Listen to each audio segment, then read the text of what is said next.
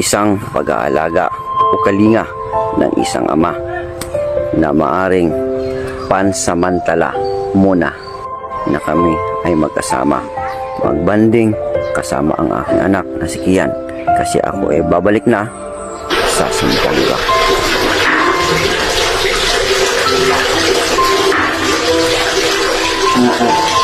Sa ngayon, habang ako ay bumibiyahe, namimiss ko ang pagkakataon na ito na ako mismo ang nag-aalaga sa aking anak.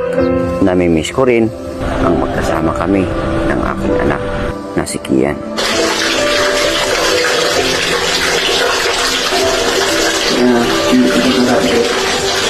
Naalala ko ang kanyang kakulitan at pagpapatawa habang kami ay magkasama.